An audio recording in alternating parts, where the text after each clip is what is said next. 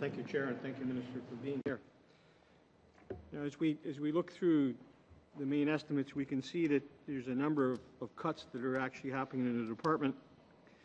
It looks like at this point, at least, there could be a decrease of nearly 6% over last year's previous estimates.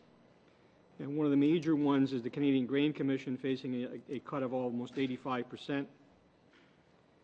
And there's other things in the business risk management area. But let me look at the piece around the Canadian Grain Commission.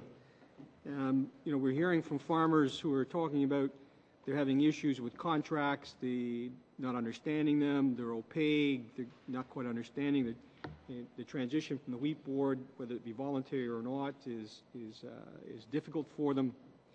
So there's a whole slew of issues around those particular pieces, and now we see the Grain Commission with a major cut.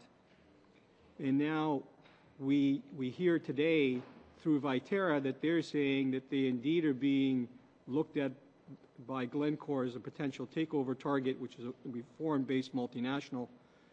And so with all this uncertainty in the market for grain farmers, now the sense that the one major Canadian player might actually evaporate, get taken over by a multinational corporation whose headquarters, quite frankly, are not in this country.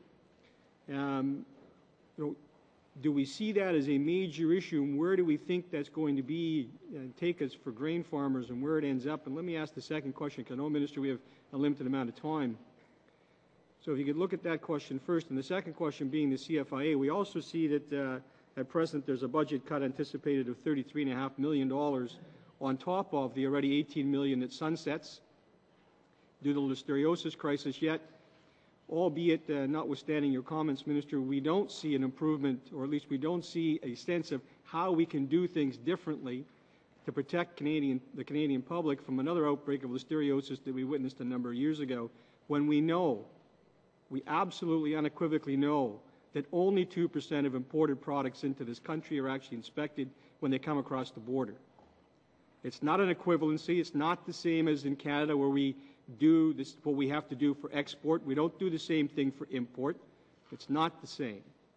So based on that, Minister, can you explain to us why it is that we see these targeted cuts to these two areas, when indeed perhaps what we ought to have seen is at least a flatline budget, if not an increase? Well, of course, a lot of what you say is not true, Mr. Allen. There are no pending cuts. I mean, that's the job of the budget, should that become forward. Actually, we have that coming in March 29th, as I understand. The mains are just that. That's the first and foremost benchmark of what the government plans to do. And then as you would look back at last year's, if you look at this rather than just in an isolation, you look back at last year's, then there are other programs that are added through the supplemental A, B, Cs, and so on, so that it actually goes beyond. When you talk about business risk management and your idea of cuts there, I would point out that two things. The marketplace is delivering for farmers in this country like it's never done before, which is a good thing. The business risk programs are demand-driven, and at this point there is no demand. So there's actually no monies allocated other than the main line item, such as $125 million for agri-recovery. Should it be required, it will be there, and it will be there in a bigger way. Last year's floods were over $400 million. So the line item of 125 then through the SUPs and so on becomes a lot bigger number. I will not begin to speculate on what will happen in the Viterra situation. It's way too premature to do anything like that. Certainly farmers are beginning to understand the ability to market to whoever they like. Viterra is a major player, and we'll discuss those issues as they come forward, but I would not speculate on any takeover at this point. You also point to a supposed cut at CFIA. You know the difference between a pilot project that is ending and a line item in the main estimates, I would hope.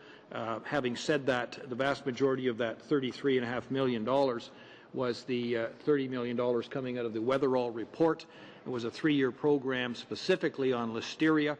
That has gone exceptionally well, and we intend in every way possible to maintain that work moving forward. As I said, these are mains, and then you build on them with the supplementals through the rest of the year. I would hope that the NDP if you're concerned about potential cuts, would actually support the budget this time around. Minister.